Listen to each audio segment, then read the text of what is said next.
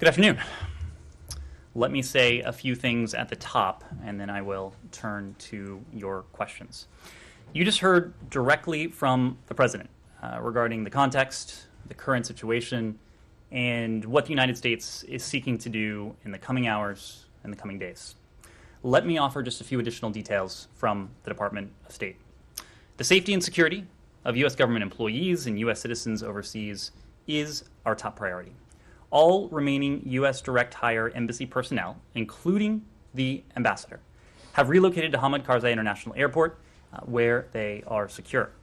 The Department of Defense is working to restore a safe and secure environment so that military and commercial flights can resume. Now, of course, the situation is evolving quickly, and we will communicate information to U.S. citizens as rapidly as possible. In the meantime, we are asking U.S. citizens to shelter and not to travel to the airport until they hear otherwise from the Department of State. We also continue to pursue all options to relocate interested and qualified Afghan SIV applicants and their immediate families, as well as other vulnerable Afghans. We remain closely coordinated with our international partners on the ground and around the globe. We've been engaging tirelessly with our partners in the international community. You may have seen last night, the United States organized a joint statement with 98 signatories calling on all parties to respect and facilitate the safe and orderly departure of foreign nationals and Afghans who wish to leave the country.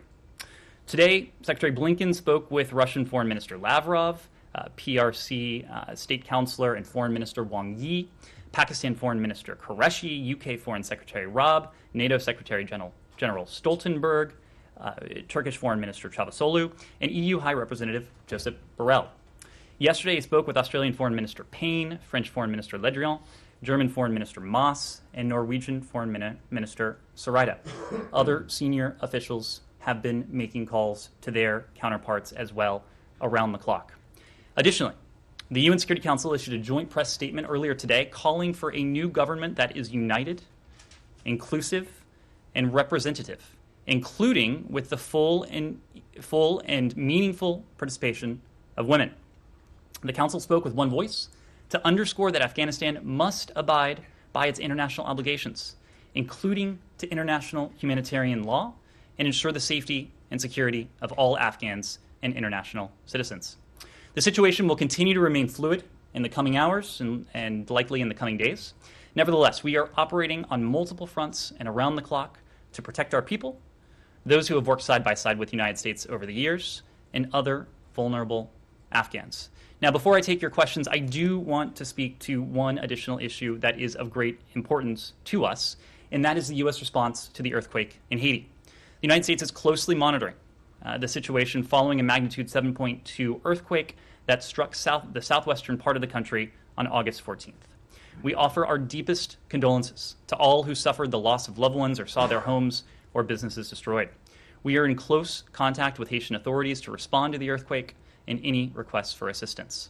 On Saturday, USAID deployed a Disaster Assistance Response Team, or a DART, to lead the U.S. government's humanitarian response efforts. And yesterday, at the request of the government of Haiti, USAID deployed members of Fairfax County Fire Department's Urban Search and Rescue, USAR, a team to join the DART. So far, the DART conducted an aerial assessment and is continuing to assess the damage. They will also identify priority needs and coordinate with the government of Haiti and humanitarian partners. U.S. Coast Guard air crews are transporting medical personnel and supplies from Port-au-Prince to Jérémie and Le Cay, and are evacuating injured citizens to higher level of care facilities in Port-au-Prince. At the request of USAID, Southcom is sending 2 UH-60 and 2 CH-47 helicopters from Joint Task Force Bravo to provide critical airlift support to ongoing relief efforts. We are also closely tracking Tropical Storm Grace, which is expected to reach Haiti today, potentially exposing people to further devastation. The United States remains a close and enduring friend to the people of Haiti, and we will continue to provide assistance in the aftermath of this tragedy. We are committed to helping the Haitian people build a better future. With that, I'm happy to take your questions. Thanks, man. Can I ask two real quick logistical ones, and I really hope they'll be real quick. One, other than the threat, I guess you could call it, to respond militarily if the Taliban interfere or get in the way of any of the evacuation efforts. Is there any kind of agreement that's been reached, or any kind of an arrangement that has been reached with them about the presence of the U.S. military at the airport, or are they just basically there at kind of the pleasure of the Taliban, as it were, until they decide that they've had enough and they start, I don't know if they will or not, but whether they start to resist the fact that the airport is not under their control? Well, let me take the opportunity to offer a bit of context on our diplomatic efforts over the past 72 or so hours. Ambassador Khalilzad and his team remained in Doha. They still remain in Doha, following consultations that we talked about last week with a number of countries from the region, the UN, and countries much farther afield. They continued, and they still continue, to engage with the Taliban. They continued to engage with the Islamic Republic, that is to say the government of Afghanistan representatives. When it became clear that the government of Afghanistan was on the verge of collapse, that President Ghani had fled, and that the Taliban were encroaching on Kabul, the focus, of course, changed. It shifted from supporting peace negotiations along with the international community to working assiduously and urgently to do all we can with the international community on an urgent basis to avert violence, to attempt to maintain order in Kabul, and very, very importantly, to guarantee that the Taliban would not seek to threaten our people or our operations. It was a very fluid situation. The situation changed markedly when President Ghani left the country and as the Taliban continued to encroach on Kabul. We do continue to engage with Taliban representatives in Doha from the State Department team. The U.S. military has spoken to engagement with the Taliban on the ground in Kabul. And again, we are working on a couple different fronts. First and foremost, to seek to preserve calm in Kabul, to maintain a semblance of security, and very importantly, to underscore that any effort, any attempt to target, to threaten, to intimidate our personnel or our operations would be met with a swift and decisive response. Other than that, there's no agreement with the Taliban for the U.S. military to run the airport, to run the airspace, to be in control. And if there is an agreement, how long does that agreement last? We have engaged with the Taliban. We have had discussions. I would say that some of those discussions have been constructive, but again, when it comes to the Taliban, we are going to look for their actions rather than listen to their words. And then, secondly, the logistical thing is on the embassy compound itself, which is now abandoned. Do you have you taken any measures to secure that place, or are you just basically letting? Is there a protecting power? Is it open area that anyone can get into now if they can get over the fence? Are you prepared to leave it just sit there? Well, as you know, Matt, we confirmed last night that as of late night Eastern, all of our civilian personnel located at the embassy, chief of mission, those operating under Chief of Mission Authority, had safely relocated from the embassy compound to Hamid Karzai International Airport. As you also know, the embassy is in an area that has been heavily fortified. So we do not have an American presence on the ground.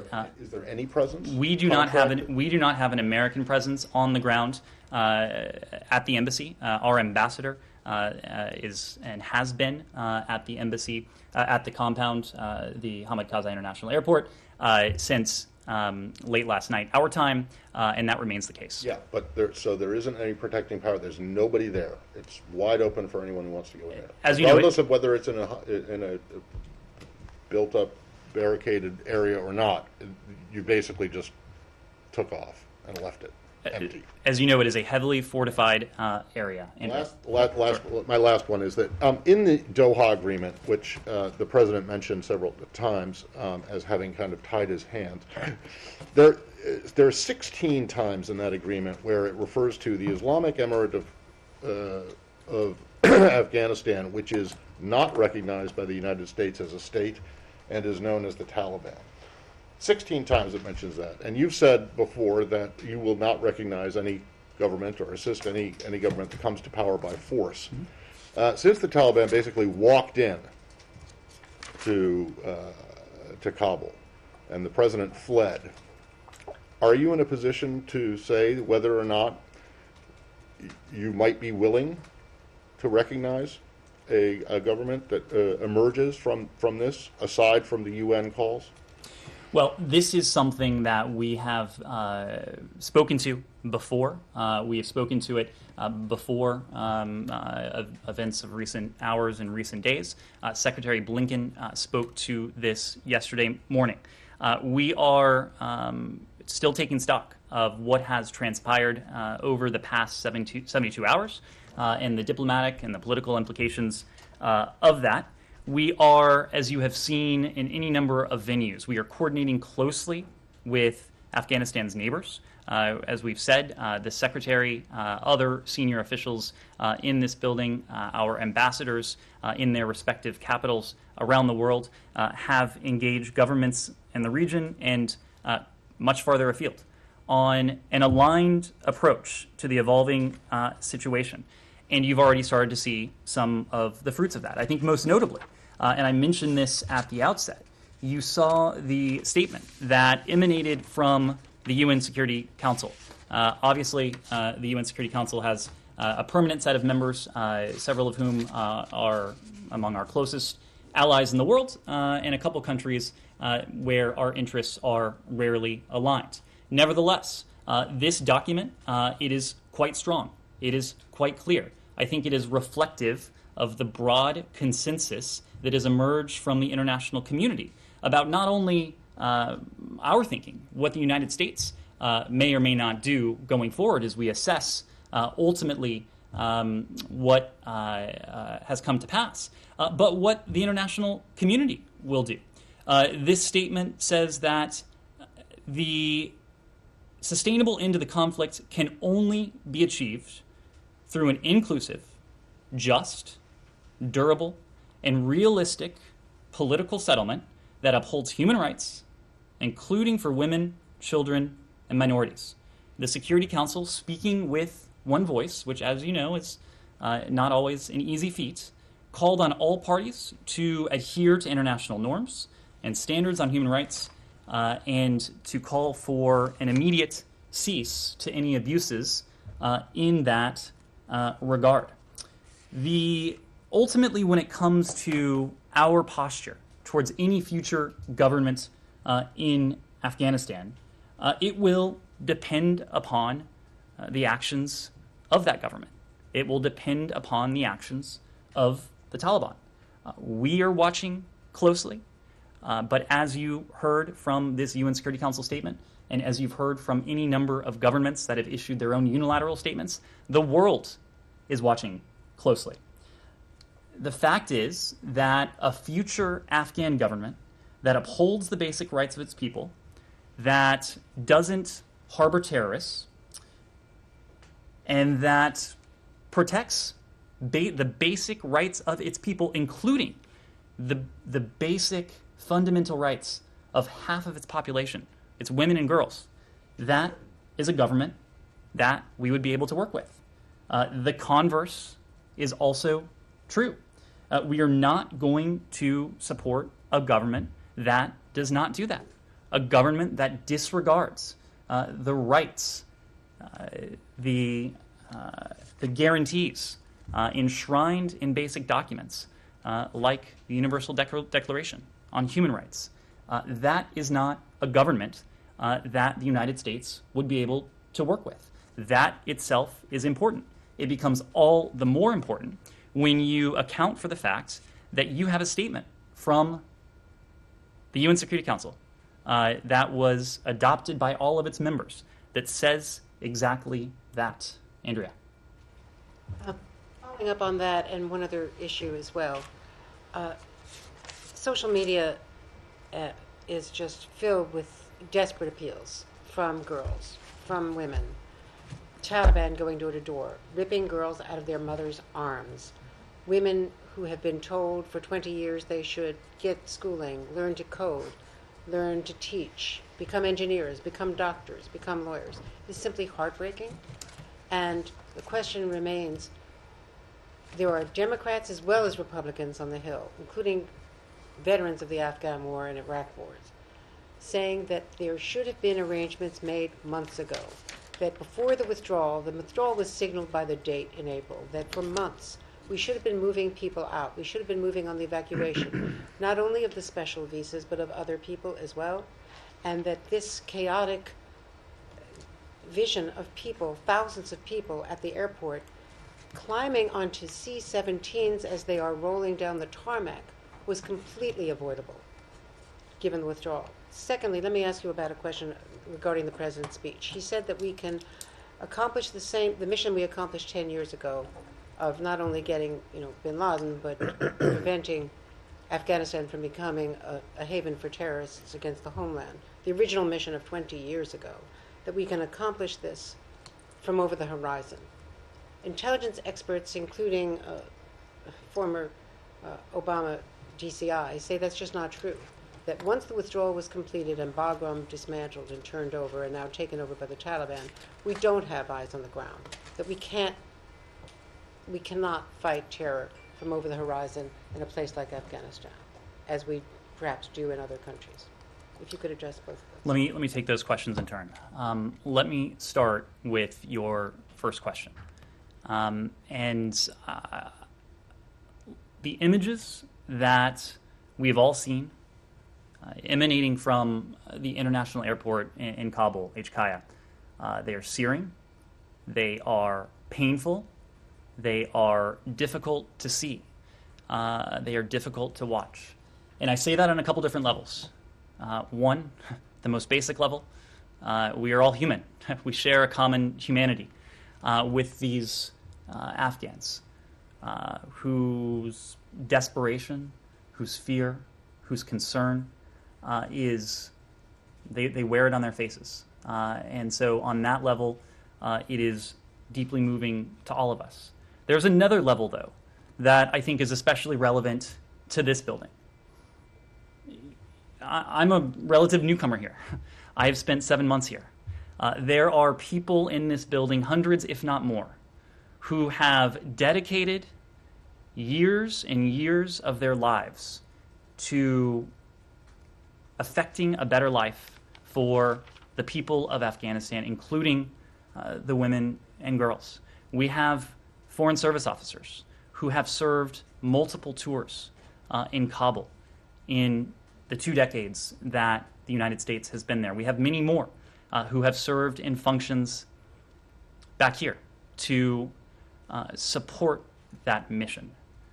There are, and this I can speak personally to, there is a generation of public servants in this country who entered public service in the weeks, months, couple years after the 9/11 attacks.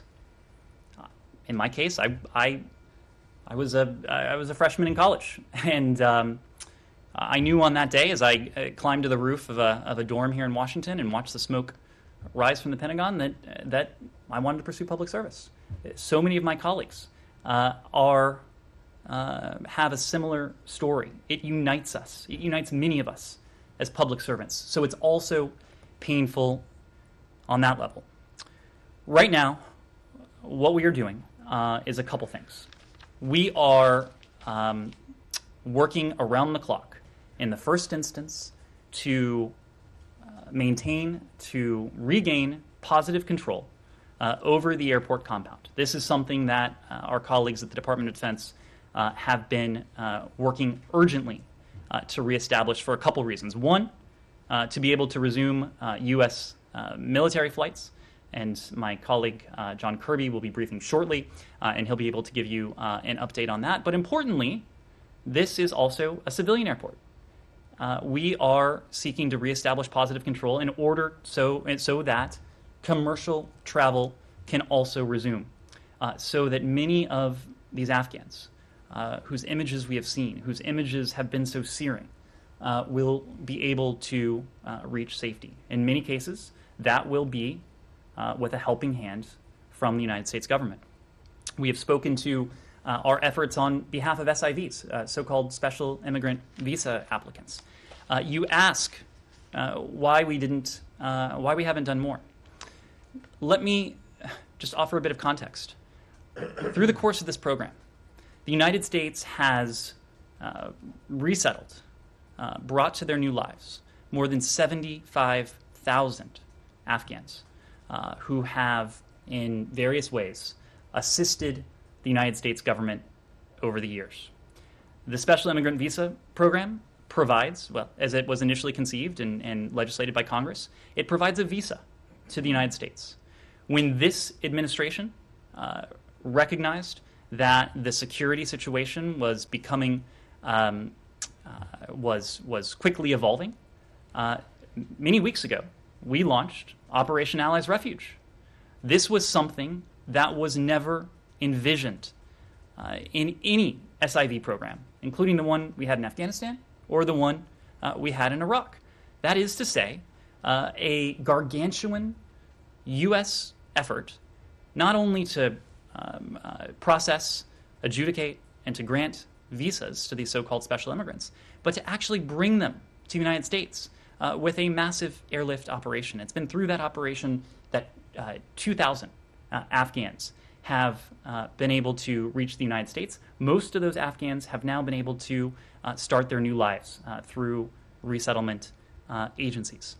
It was a month or so ago, we recognized that the need could be even greater for Afghans who were vulnerable, who may be at risk.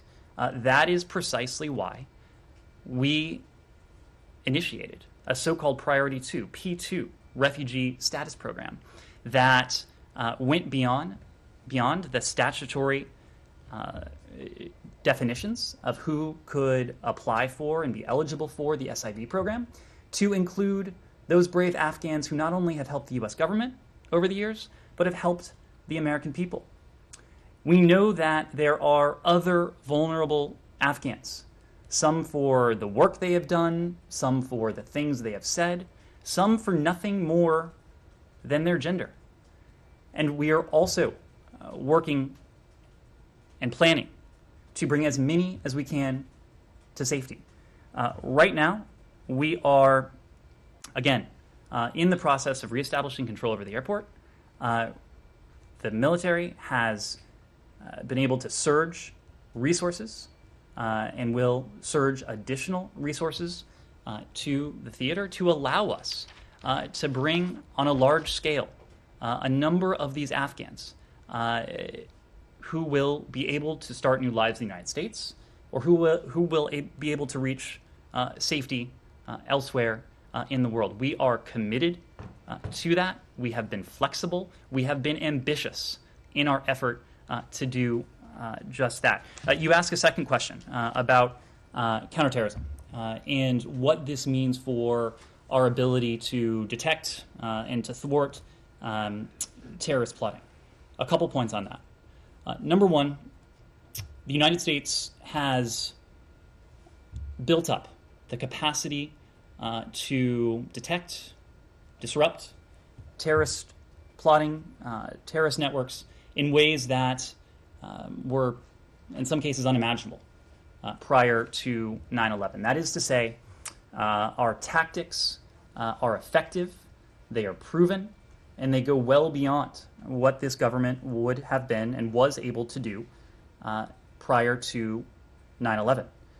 We also recognize that the center of gravity of the threat we face from terrorist groups, whether it's Al-Qaeda, whether it's an Al-Qaeda affiliate, whether it's ISIS, whether it's an ISIS affiliate, it has shifted over the years.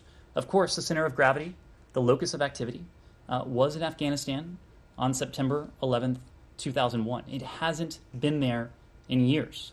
It hasn't been there in years precisely because we have been able to employ these effective tactics over the course of the past 20 years to do precisely what our forces went into Afghanistan to do in the first place.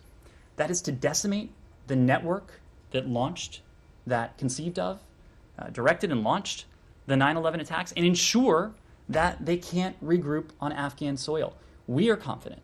But more importantly, the military and our intelligence community leaders have spoken and even testified to the fact that we will have capabilities in the theater, so-called over-the-horizon capabilities, that will allow us to use the technologies, to use the tactics that we have deployed and improved upon over the past 20 years to detect and to disrupt any terrorist plotting that may seek to reach our shores. We've also been very clear with the Taliban, and I said it just a moment ago, that the willingness of a future government of Afghanistan to allow any terrorist group to operate on its soil and to pose a threat to the United States, it's unacceptable to us, and we will demonstrate that using the fierce power of the U.S. military. Laura.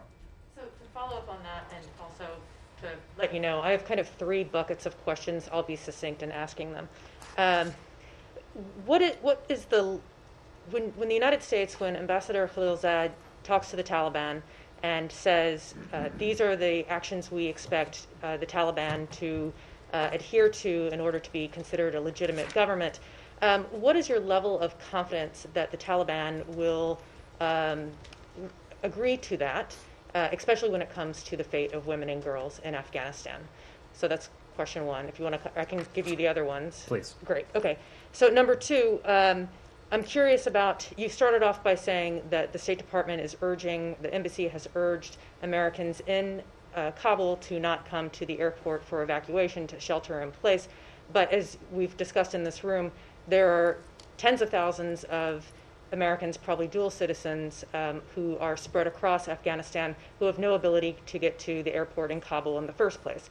So what plan or what assurances can the United States offer them that they will not be left there, since they can't get to Kabul to even try to come to the airport? Third, when the Secretary spoke to President Ghani on Saturday, I'm curious if he knows where President Ghani was at that time, and if he was aware that President Ghani was about to was either going to flee the country or at least step down from government. Let me take those in turn. Again, we have made very clear, abundantly clear to the Taliban in Doha, but in some ways just as importantly, publicly, speaking with a single voice with the international community, what the United States, what our closest allies and partners expect, but also what other regional stakeholders, again, including some stakeholders with whom we share very few interests, where our interests are rarely aligned. The fact that this UN Security Council statement emerged today is a clear indication that there is decisive consensus within the international community on this front. It means a lot when the United States says something and when we put our voice and actions behind a statement, but it means even more when much of the world and certainly the key stakeholders come together and say the same thing. We will be watching very closely as any new government in Afghanistan takes shape. Of course, we have all seen various statements that have emanated from the Taliban, not only in recent hours and recent days, but in recent weeks and recent months. We take those for what they are. They're statements. Again, we will be watching actions. That's what will be important to us. Beyond watching, beyond galvanizing the international community, as we did with the statement signed by 98 countries, from Albania to Zambia just last night, we are going to be marshaling the international community because we now know it is incumbent on all of us, including the United States, to use every conceivable lever that we have. Diplomacy, our political leverage, and importantly, economic leverage. And economic leverage can take different forms. It is patently obvious that the government of Afghanistan would not have endured 20 years were it not for the broad and generous support of the international community in the United States. The United States being the largest donor, both on a bilateral basis and to the humanitarian needs of the Afghan people. This is a positive source of leverage. If the Taliban, or any government that is to emerge, seeks to have the level of international assistance that was needed to sustain the Afghan government over the past 20 years, the words on the paper that emanated from New York today, from the Security Council, will have to mean something. That their actions will have to match some of the words that we have seen emanate from the Taliban. There are other forms of economic leverage, and those are, if you talk about carrots, you can also talk about sticks. And the United States, the UN, the international community, has the ability to impose fairly dramatic costs on any regime that were to take shape that does not recognize the basic and fundamental rights of the people of Afghanistan. Importantly, the basic and fundamental rights of half of the Afghan population, the women and girls. The United States, as I said before, has done more than any country in the world over the last 20 years to support Afghanistan's women and girls. We are, you can believe, you can bet that we will do all we can. And I would muster to say probably lead the charge, certainly lead the charge in working with the international community to make sure and to see to it that we are doing everything we can, speaking with one voice and acting according to one script to preserve those gains, because they are that important to us. When it comes to Americans who, and others, I should say, who seek to leave the country, we have been in regular contact with American citizens in Kabul. The embassy is providing both public messages, is communicating via email with Americans who have indicated and expressed an interest in leaving the country. We will continue to provide clear messaging about what they should do and when they should do it. Again, people should shelter in place and not attempt to come to the airport until they are explicitly told otherwise by an appropriate authority, including the U.S. Embassy. The question was about American citizens who are not in Kabul and can't get there in the first place. And then also, if you could talk to the Ghani question. We are going to continue to do all we can to bring as many eligible individuals as we can to safety. When we talk about our priorities, our first priority is always going to be the American people. That is to say, the Americans who are serving and who have served in Afghanistan. That includes private American citizens, some of whom are in Kabul, many of whom are in Kabul, some of whom may not be in Kabul, of course.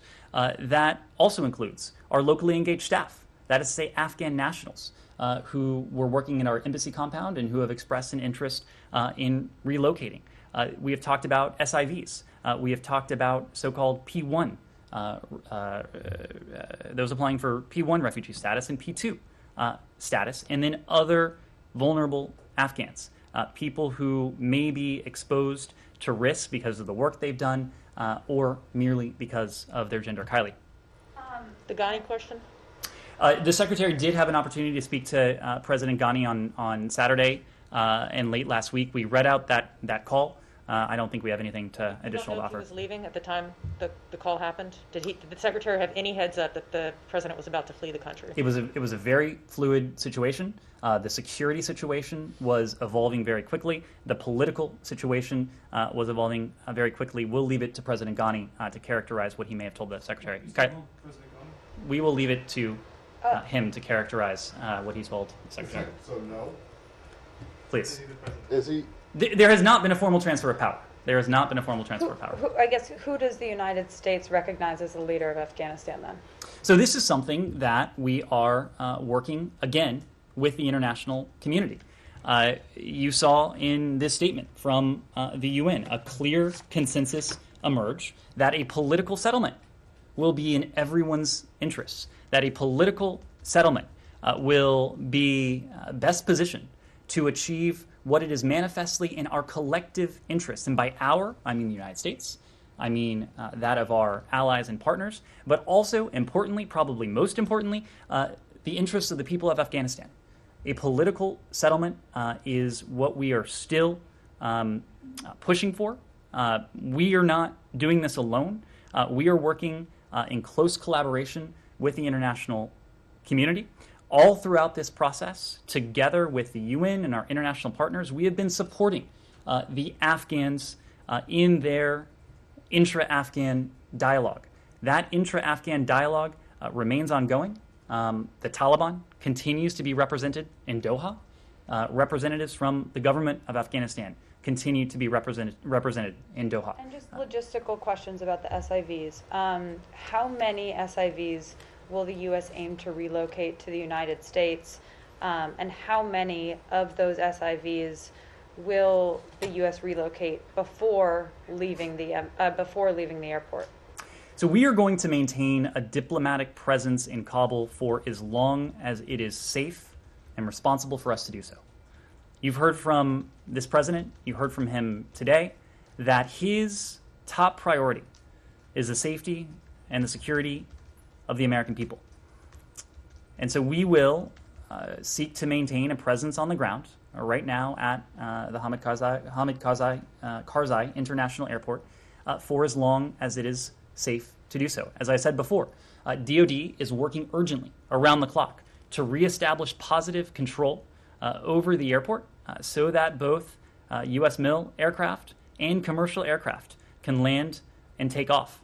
The U.S. mil aircraft is important for our SIV relocation efforts. The commercial side of the airport is also incredibly important for the capacity that it would lend for other third-party nationals, for Afghans, and anyone who may not be affiliated with a U.S. government program to be able to leave the country if they should choose to do so. So we are going to maintain a presence on the ground for as long as it is responsible and safe for us to do so. During that time, the Department of Defense, working in tandem with the Department of State, we will be working around the clock to relocate as many eligible individuals as we can. Rosalind. So you don't want to give a specific number at this time? So we're not in a position to give a specific number at this time because it is a fluid situation and it will be dependent on the security situation on the ground.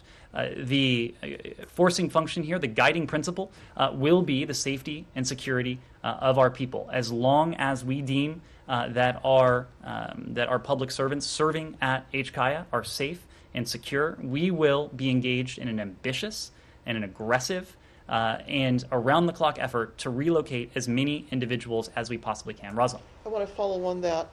How many U.S. citizens and possible dual citizens are in Afghanistan? There's a number floating around, about 10,000 or so. And then following on that, yes, the U.S. State Department is committed to taking care of U.S. citizens. I appreciate that personally. But if things really go sideways, is this government willing to not transport any Afghan citizens, any citizens who perhaps are working for NGOs or for the United Nations, and focus solely on getting Americans out?